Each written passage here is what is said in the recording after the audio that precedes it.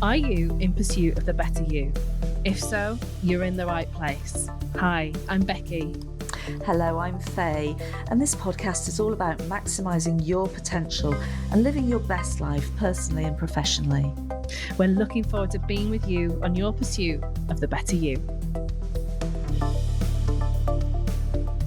Hello, and welcome to this week's episode of the In Pursuit of the Better You podcast show with me and Becky. And today we are talking about death by PowerPoint.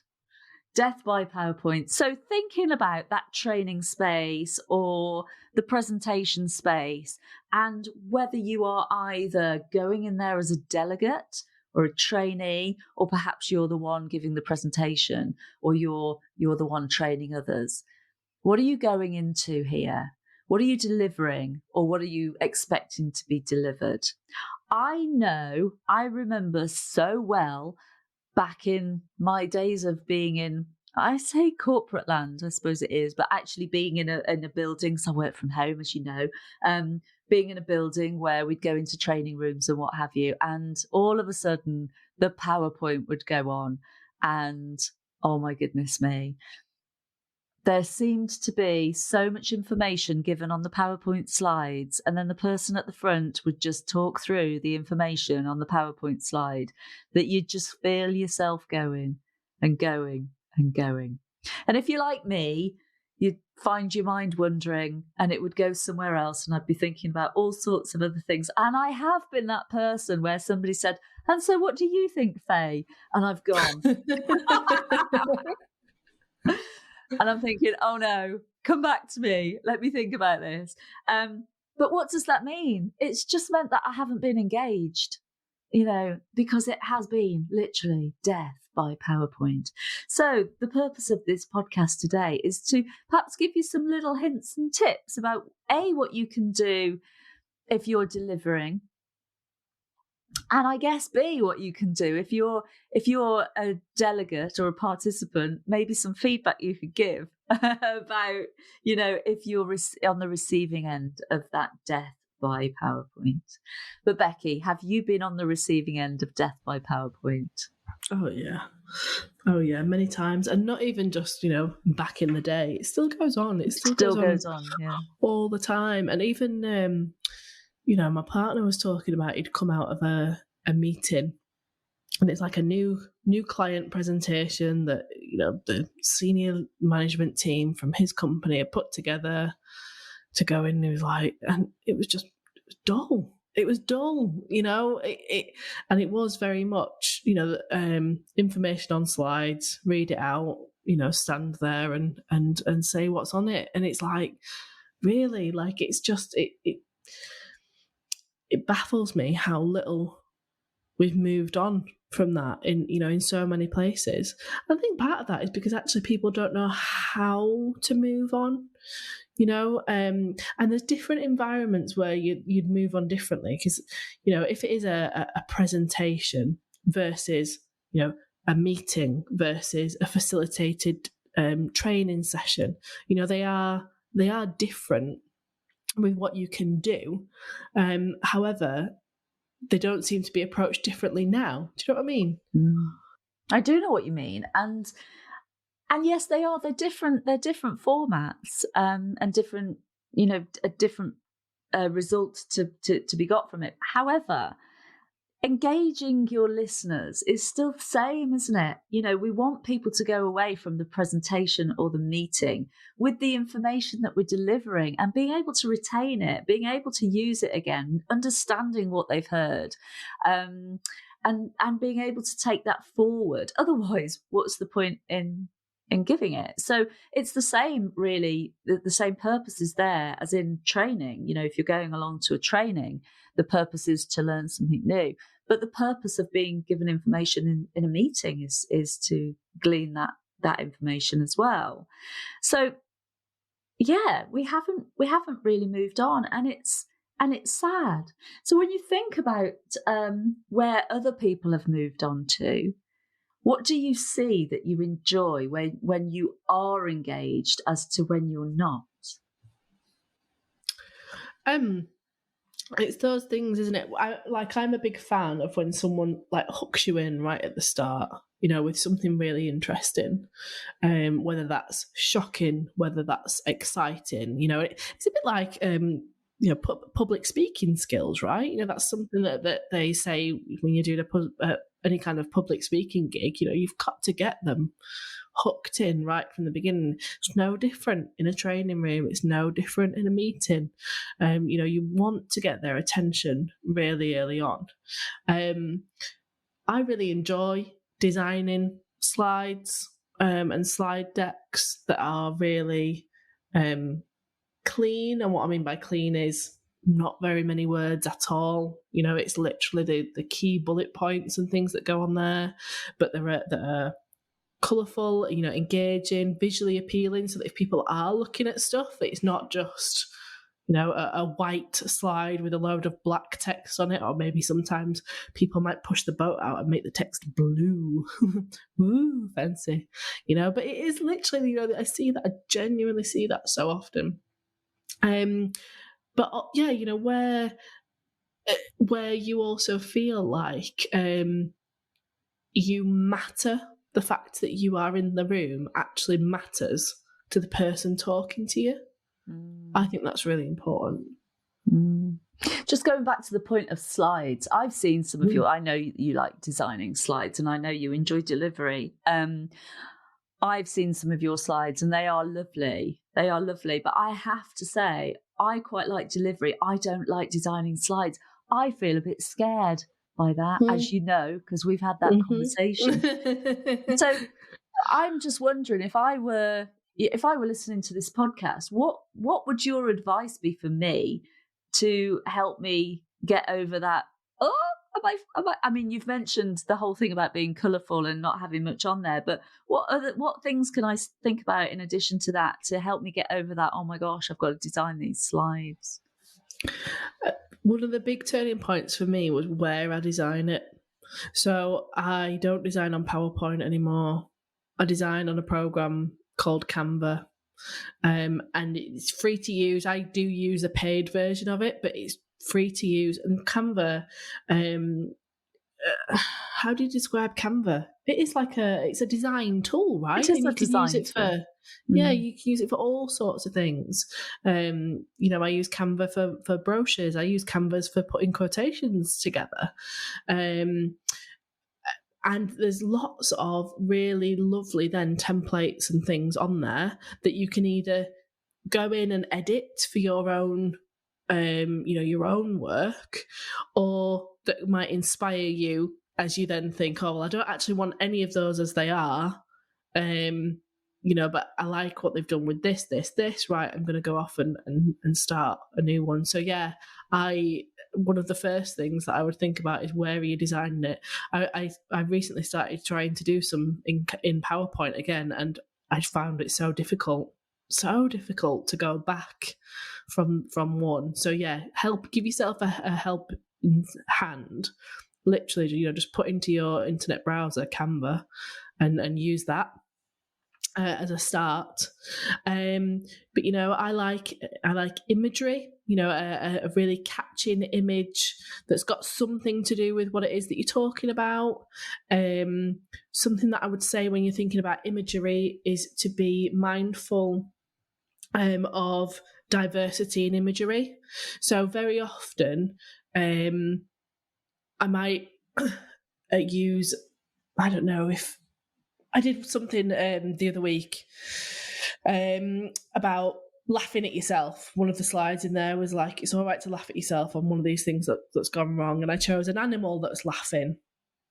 Because it's very easy, we know that there's a lot of bias, don't we, around what's available on the internet. We see it with things like ChatGPT, that there's a lot more white toned imagery than there are of people with darker skin tones. So when you're thinking about imagery, that's something that I would be really, really mindful of, and making sure that you have a diverse, if you're putting people things in there, that you are representing diversity. I think that's really important. And what else? imagery, not too much text. Think about, giving yourself a helping hand with where you're designing it. Different slides for different things. So like topics, don't have two topics together on one slide, have that as a clean break. And also think about, is a slide actually even needed? There's lots of time when I'm creating training, I shut the laptop down, close my screen, or I'll unplug the projector, whatever, turn the projector off, lights back on, and we continue the next part of the session in a different way. So, thinking about, is a slide even needed in the first place, or can we actually deliver this differently? I like what you say about that, but before I come to that, I just want to respond to your answer to my question there. I know Canva, as you know, I've got paid Canva as well. Mm-hmm. I know you love it a lot more than I do. I'm not someone who's always in there playing around with graphics. It's just not my even an area of interest for me. And I think that's what puts me off the whole slide thing. I do agree with you. I think Canva's got some really lovely things, and you can import your brand your brand palette into there, so you can brand it all up, but you can make it look different, which I think is really nice. And you can do that. And I think if I stopped overthinking it, I might help myself out a little bit. So maybe I give myself a little test on that one. I really like what you say though about, is a slide necessary? And I think if I go back through my years of working, one thing that has put me off is that whole, right, I've got a slide, so I've got to remember what I'm going to say about that topic, that thing that's on the slide, and be very focused on what I'm saying about it. So then you might have notes or cards to sort of prompt you and help you so that you're not looking back at the slide. You've got your slide that's there. I feel a bit overwhelmed by all that's going on. So I really like that whole, is a slide required? Or can you just close it down and talk to your audience and actually talk to them rather than talking at them? Because when we've got all this tech, we've got our slides, we've got our notes, it's very easy then to just go, isn't it? And blah, blah, blah, blah, blah. And that's when it becomes, even with the nice design slides, it can still become death by PowerPoint, because we're talking at as opposed to talking to or talking with. And I think there's a lot to be said about harnessing the experience in the room quite often and inviting people to come in with their experience and talk about what they know about the subject, maybe more in training than if you're imparting knowledge that everybody needs to get a standardized knowledge on something that might happen in a presentation or a meeting. But certainly in training, you want it to be a bit fun, don't you? Or is that just me? I don't know. I want to go into training knowing that I'm going to have a nice time. So you want it to be a bit fun. And the way that you can do that is by being able to impart, to be able to be part of it, being part of the system of the training, rather than just sitting there and listening and writing your notes. And yeah.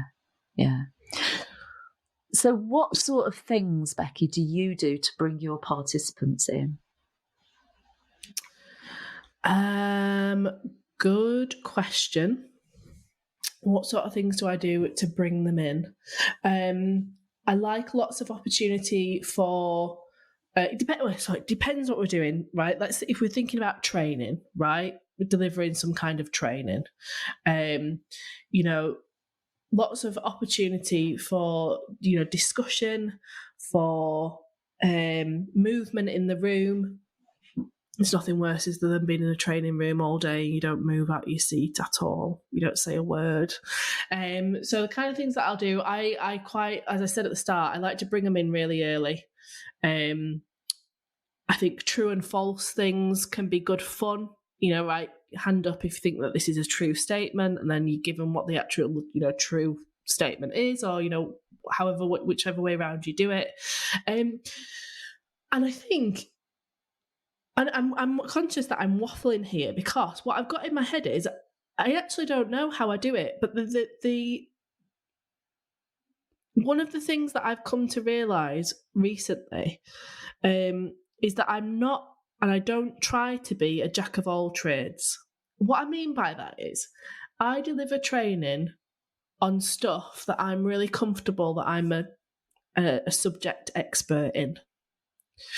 That I know if someone brings up a question, that if, things go off on a tangent, that I've got enough knowledge in the subject area to always be able to link it back to things that we've talked about previously, or to, really be able to engage them in that kind of discussion, so I don't worry about if I ask a question, are they going to say something? If I open up a discussion, what do you think about X? Or if I say this word to you, what does it mean to you? I don't worry that someone's going to say something that I don't know how to respond to. And I think it sounds like that's not really a tool, but at the same time, it kind of is, like really knowing your subject so that you can have a conversation with people, and ask those open-ended questions and be able to then respond and build on the things that are said. Because that's where the learning happens for the others in the room, isn't it? It's that it's hearing that conversation going on. They can join in. You're able to facilitate that conversation because you're the expert in that and you're understanding it. You might not know everything about it. You might say, "Oh, I actually don't know that part. Go away, and we'll come back." But it's having that maturity, really, to be able to say that and to be able to hold that for everybody there. No, I think that's really, really good. And I like what you said as well about get up, have some movement. Oh my goodness, isn't it awful when we're just sat on Zoom all day? We need to get up, we need to have some movement, we need to take regular breaks, but also things like little group discussions as well, smaller group discussions, and then coming back and feeding it in. But even if we are on Zoom, it's still about getting up and having movement and the opportunities to do that. It is still about a little bit of a change of environment. So if you are having a break, yes, nip to the loo, get a cup of tea, but also stand on the doorstep and breathe in some fresh air or something at least. But there are tools within, aren't there? There's the chat box, which is great if we can use that for people to, the true or false, like you say, you can still do that on Zoom, put your hand up or put a T in the chat box or an F in the chat box, or use the poll functions. There's poll, and I don't use Teams very much, but I'm assuming Teams probably has all of this functionality as well. I don't like Teams, Faye. I fall out with Teams really regularly. I don't find it as user friendly. No, well, I never have either, which is why I prefer Zoom. But hey, if you're on Teams, you'll know what you can and can't do. And there's also on Zoom there's the whiteboard function as well, which is quite nice. So you can go on there and capture. And there's other software, and for the life of me, I can't remember some software that was demonstrated to me, which I thought was fantastic, that you can actually link in or you can share your screen to other software that can be really interactive as well, that you can use, which can make things quite fun. I think we're hearing quite a lot at the moment about gamification, aren't we? And just making things quite fun for the users and people we're training or people that we're delivering to. So there's lots of different ideas that comes away from Death by PowerPoint. I have a real mixed emotions though, or mixed feelings about those kind of, and I know exactly what you mean. And the names of them have gone out of my head as well, Faye, about the sort of websites and things that you use where people then get involved, and it could be that you ask them, to put 3 words in that describes what, whatever it is, and it comes up on the screen. And do you know what it is that I don't like? It encourages people to pick up the phones, and I think that they can very often then become distracted. So they've picked up the phone or they've opened up the laptop to put the website in that you've told them to go to, and they've seen that they've got 3 WhatsApps and a text message, or they've seen that email's come in, if they didn't have the phone in the hand because it's just been tucked away, out of sight, out of mind, that they're not thinking about it. So yeah, I have really mixed feelings on using those things. Do you know, I've just sat back in my chair physically. You saw that, Becky. I know. I think that is such a good point. I think that is such a good point. We are so easily distracted, aren't we, by our phones, that actually that could be quite a negative and something to think about. Nice one. So we've got some tips and hints for people who are deliverers or imparting the information. What would we say to people who are going along and they might find it's death by PowerPoint? I think the key thing for me is to feedback your thoughts, but also to ask. Maybe you can ask in the moment or give that feedback before you get to the end, or say, can we have a break so that we can move around, or perhaps beforehand, what's going to be the format of the session? Yeah, to and have also an understanding. Thinking about how you. Sorry, I thought you'd finished then, Faye, and I cut over you. I'm really sorry. It's okay. But think about how you like to keep yourself engaged. I.e., if you're like, oh my goodness me, this is this is hard work. They're standing there reading. Get out your notepad. Whether that's then you're making so that you're not looking at the. Set yourself the thing of I'm not just going to look at the slide and listen to what you're saying. Maybe take your eyes away from that screen and use your listening skills instead. And challenge yourself there to make your own notes. Do a drawing for yourself. Some people see like things like fidgets and doodling as rude. I don't. I know that for a lot of people that is a way that actually it helps them to concentrate. So if you draw in swirls or houses in the corner of your notepad is actually going to help you concentrate, then for goodness sake, absolutely do that. Yeah, it's a really good point. I used to always doodle. These days I sit here and I mess around with the rings on my fingers and I take them off and put them on different fingers, and that actually helps me to listen. I do that quite often when I'm coaching, and it helps keep me present. But as well, like you say, the little fidget toys that you can get, or even sit on. Sometimes you can get like a fidget cushion, and you can move around, and it's. Yeah, my nephew's got one, and he's dyslexic, and he really finds it helpful to aids his concentration in class. But he's also got little handheld things as well. You're absolutely right in what you say. It's not being rude. We must remember that we or a person we're sitting next to or somebody in the room is likely to have some level of neurodivergence, and we're being inclusive. Of course we're being inclusive. My goodness me. And we want everybody to be able to get the most from the environment that they're in and the situation that they're in. So these things are absolutely fine. I don't consider that I am neurodivergent, but I love to fidget toys and things like that. I love them. So, it's not rude. And it's not rude to take those things along with you to training and have them there. Yeah, absolutely. Cool. Anything else have we missed? The other thing that come to mind was sort of thinking about the fact that not everyone in the room learns the same way and might enjoy the same things. And what I mean by that is I love using breakouts. I love using small group work and feeding back into the room.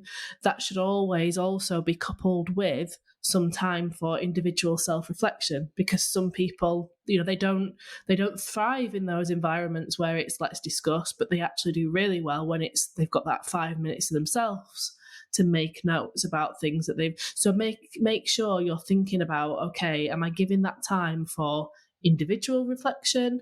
Am I thinking about my introverts and my extroverts in the room and how they might most benefit from different exercises. I think that would be the final thing from me. On that note, I mean, I remember my ex-boss hated games, and you wouldn't think so. If you knew him, you'd think he'd be quite into it. No, he didn't. He absolutely hated them. So it's a reminder to invite people to participate as well. I'm inviting you to, and participate as much as little as you want, but make sure that you're getting the most, for yourself from the situation. And I say that because, there are some people who will sit back and listen, and they're happy doing that. They might not want to put themselves forward. They might not want to be the person who's feeding back. So allow people to volunteer themselves, and don't be singling people out, because that can really put people off. Puts people in a threat state. And when you're in a threat state, you're not learning. So it's being mindful of that. Thank you for listening to In Pursuit of the Better You. If you'd like to know more, you can see Becky at questforest.co.uk and Faye at fayeblakey.com. Don't forget to subscribe so you never miss an episode, and thank you to Wahoo Media for our production. And we'll see you again on the next leg of your pursuit.